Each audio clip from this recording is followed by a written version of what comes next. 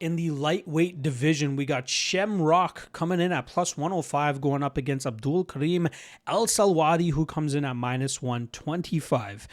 Now, starting off on the Shamrock side of things, he was a very hyped prospect coming over from Octagon MMA, a promotion that was pushing him very, very hard, almost making him look like he was their biggest star at the time, but he decided to jet. He wanted to get to the UFC. That's obviously every fighter's dream, to fight for the UFC, and Shamrock got his wish.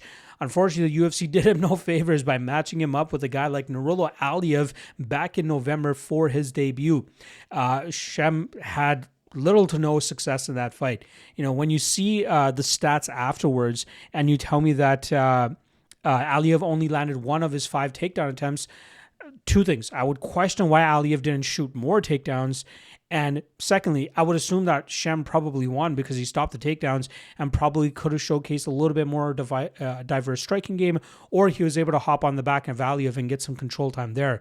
But no, Aliyev showed some improved hands. His striking looked really good that night, and he was wobbling Rock throughout that entire 15 minutes, and Rock had absolutely no success. He tried getting to his kicking game from distance, couldn't get anything off there. He tried initiating the clinch so he can get this into the grappling realm where he is often most successful, couldn't get that going either. So it was just a horrible stylistic matchup for Rock, hence why he was a plus 230 underdog in that matchup. But he is a guy that's skilled. You know, he has a very nasty jiu-jitsu game when he can actually get to it. Usually he does a great job in terms of getting the back of his opponents and either controlling it or sinking in chokes. And obviously training alongside guys like Paddy Pimblett and the rest of the killers that next-gen Liverpool brings usually gives a lot of confidence to these types of guys. So I'm not willing to write Shamrock off just yet, just because of that performance he had against Aliyev. Aliyev is a stylistic nightmare for almost any fighter in that division, especially consider how improved his striking game has looked as of late. And then, you know, his grappling game is obviously very high level as well.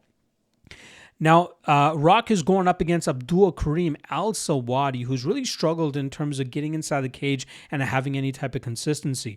He pulled off a big upset victory back in 2023 on the Contender series, where he was able to get a win against George Hardwick. Like I said, big underdog that night, but we saw a very mobile striking game from Al-Selwady to touch up Hardwick and land big shots.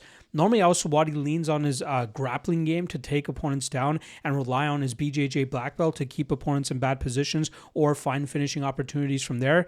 But we saw him try to lean on the striking a little bit more, even in his UFC debut back in March of 2024 when he went up against Loik Rajabov.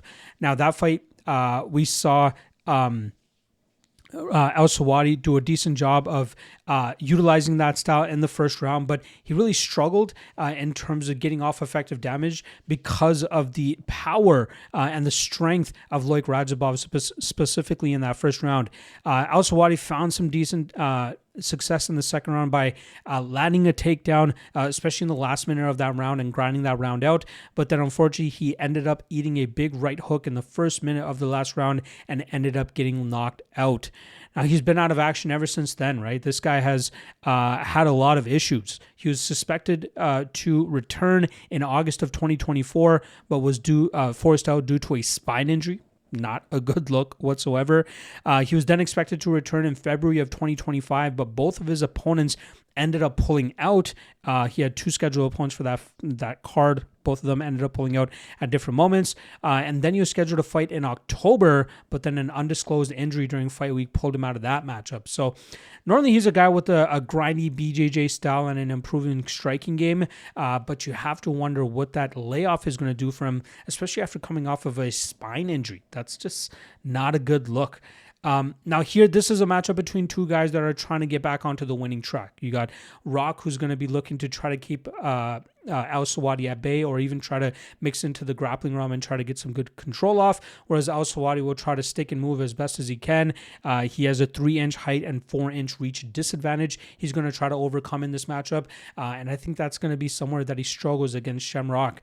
I think when there is a car crash and a pocket exchange, I think we'll see Rock actually find a way to get to controlling positions against Al-Selwady, and I also think Rock has a better gas tank should this fight get into deeper water.